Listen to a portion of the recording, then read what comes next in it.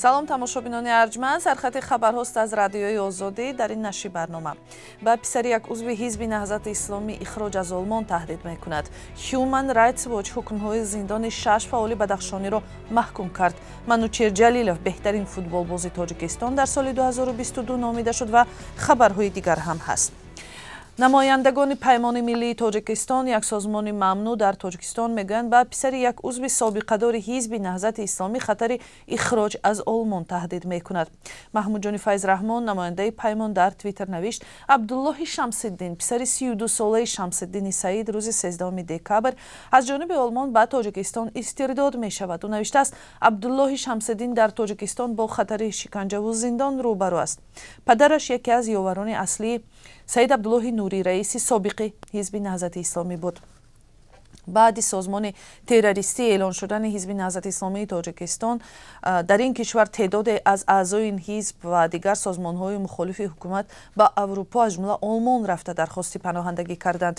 Мақомоти аврупоӣ аризаи на ҳамаи онҳоро қонеъ мекунанд ва ахиран чандин ҳодисаи ихроҷ ва дар Тоҷикистон зиндонӣ шудани ин паноҳҷӯён расонаӣ шудааст. дидбони ҳуқуқи башар, як созмони байналмилалии ҳомии ҳуқуқ, ҳукмҳои зиндони 6 фаъоли мадании бадахшониро маҳкум карда, аз мақомоти Тоҷикистон хостааст ҳамлаҳои бесобиқаи алайҳи шаҳрвандони худ дар вилояти Мухтори Кӯҳистони Бадахшонро бас кунад. дар изҳороти созмон, ки рӯзи 13 декабр нашр шуд, ҳукмҳои зиндони Улфатхони Маҳмадшоеваи 65 сола ва аъзои гурӯҳи ҷамъиятии 44 Фаромуз Иргашев, Музаффар Муборакшоев, Хурсанд Маҳмадшоев, Манучер Холиқназаров ва Хушрӯз Ҷумъаев дар мурофиаҳои баставу ноодилона маҳкум шудааст. ҳукмҳо ҳафтаи гузашта содир шуд. Синат Султоналӣ ва муҳаққиқи масоили Осиёи марказӣ дар дидбони ҳуқуқи башар мегӯяд, мурофиаҳои фаъолони вилояти Мухтори Кӯҳистони Бадахшон пушти дарҳои баста бидуни дастрасӣ ба ҳуқуқшинос, бедалелҳои мӯътамад, бо нақзи меъёрҳои бунёдии мурофиаи одилона баргузор шуданд. Ӯ мегӯяд, мақомоти Тоҷикистон бояд ин 6 фаъол ва дигар фаъолонро билофосила озод ва иттиҳомот ба зидди онҳоро бекор кунанд. Владимир Зеленский, раис ҷумҳурии Украина, мегӯяд бовар дорад, ки агар ба гуфтааш Владимир Путин, раис ҷумҳури Русия, бимирад, ҷанг дар ватани ӯ поён меёбад. Зеленский ин суханонро дар мусоҳиба бо Дэвид Леттерман, ҳаҷвнигори амрикоӣ, ба забон овардааст. Мусоҳибаи ӯ рӯзи 12 декабр дар Netflix нашр шуд. Владимир Зеленский мегӯяд, агар Путин бимирад, ҳеҷ ҷанге нахоҳад буд. Агар ӯ набошад, русҳо ба сиёсатҳои дохилии кишвар машғул хоҳанд шуд, на сиёсати хориҷӣ. Дэвид Леттерман моҳи октябри имсол ба Киев рафт ва он замон сару садо баланд шуд, ки мумкин аст ӯ барои мусоҳиба бо Владимир Зеленский ба он ҷо рафта бошад.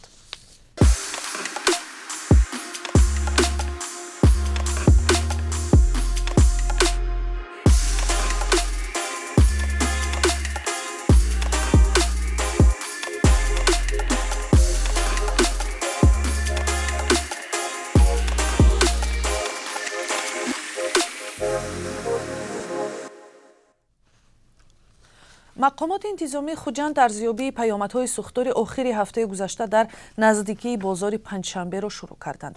Субҳи 9 декабр дар дохили як бинои назди ин бозори азим, ки якчанд фурӯшгоҳу коргоҳҳои дузандагӣ ва меҳмонхона дорад, сӯхтор сар зад. ҳоло ниме аз тоҷирону коргарони он бекор мондаанд.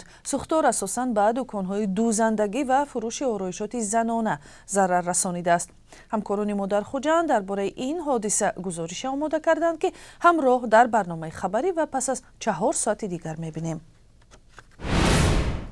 Манучер Ҷалилови 32 сола, ҳамлагари дастаи Истиқлоли Душанбе ва тими миллии футболи Тоҷикистон беҳтарин бозигар дар соли 2022 эълон шуд. ӯ инчунин соҳиби ҷоизаи беҳтарин нишонзани Лигаи Олӣ гардид. Рустам Ятимов аз дастаи Истиқлол беҳтарин дарвозабони Лигаи Олӣ, Тоҳирҷон Тағоизода аз дастаи Хатлон беҳтарин ним ҳимоятгари Лигаи Олӣ номида шуданд ва унвони беҳтарин легионер ё бозигари хориҷӣ, ки дар қаҳрамонии Тоҷикистон бозӣ мекунад, Самуэл Офоре аз дастаи Равшани Кулоб номида шуд. маросими ҷоизасупории Лигаи футболи Тоҷикистон имрӯз субҳ дар Душанбе баргузор гардид. و حالا قرب اسعار برای امروز 13 دکبر که از جانب بانک ملی تاجیکستان مقرر شده است قرب 1000 روبل روسی 159 سامانه، $1 آمریکایی 10 سامانه و 20 درم و 1 یورو 10 سامانه و 78 درم تعیین شده است. قرب اسعار در بانک‌های تجارتی میتواند فرق کند. این بود چند خبری مهم ساعت. 4 ساعت بعد در اخبار آزادی رو میخوریم. تا بعد.